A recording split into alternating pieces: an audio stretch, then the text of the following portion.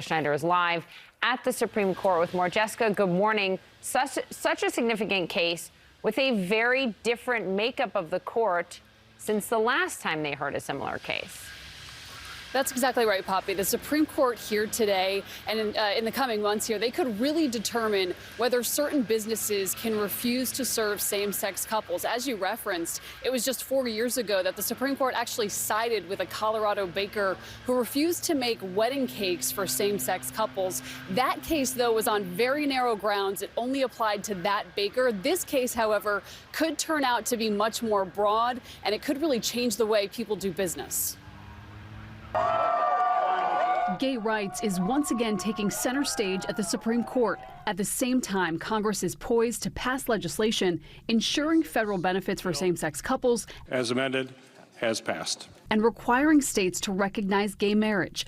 But while Congress is expanding gay rights, some court watchers worry the conservative majority at the high court could roll back protections. Compared to where we were as recently as 4, 5, 6 years ago, I think this is a court that's going to be far less sympathetic to gay rights issues. This morning, the court will consider whether certain business owners can refuse to work with same-sex couples. It's a case being brought by Colorado website designer Lorie Smith. The state of Colorado is forcing me to create custom, unique artwork, expression, communicating and celebrating a different view of marriage, a view of marriage that goes against my deeply held beliefs.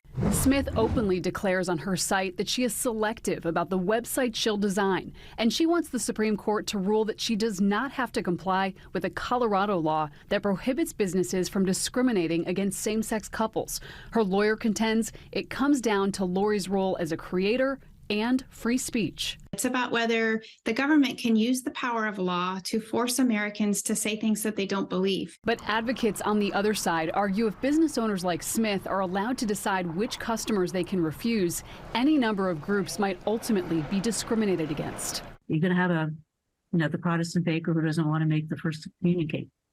Do you want to have the school photographer who has their business, but they don't want to take pictures of certain kids? Mary Bonato argued the case in 2015 that ultimately guaranteed the right to same-sex marriage nationwide. Right now, there are no cases pending before the Supreme Court that could put that right in peril, but nothing is stopping opponents from trying to get a similar case back before the court, where they could find a welcome audience. Justice Clarence Thomas, for one, urged the court, as part of the Dobbs decision overturning Roe v. Wade, to reconsider all of this court's substantive due process precedents, including the same-sex marriage decision, saying the court has a duty to correct the error. Justice Samuel Alito did stress that nothing in his majority opinion overturning Roe should be understood to cast doubt on precedents that do not concern abortion.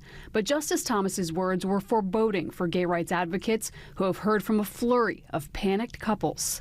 It was an avalanche of questions. I mean, there are a few things more precious to people, if anything, than their family. And the idea that suddenly your family could be destabilized. Now, again, there is currently no case before the Supreme Court that would eliminate that nationwide right to same-sex marriage. But of course, Poppy, there is a lot of fear given the fact that just a few months ago, the court did overturn major precedent with that Dobbs decision overturning Roe v. Wade. Poppy? Jessica, I'm so glad you did that story to really explain to people what's at stake here. I mean, the ACLU is saying if the web designer who you interviewed, Lorie Smith, in this case prevails, they say, quote, "We will live in a world in which any business that has an expressive service can put up a sign that says women not served, Jews not served, black people not served, and claim a First Amendment right to do that." And Colorado's Attorney General, right on the other side, says, look, if you open up your doors to the public, you have to serve everyone. What I think is different this time, is it in the last case 4 years ago, the court actually didn't decide on that core issue. But I wonder if it will now.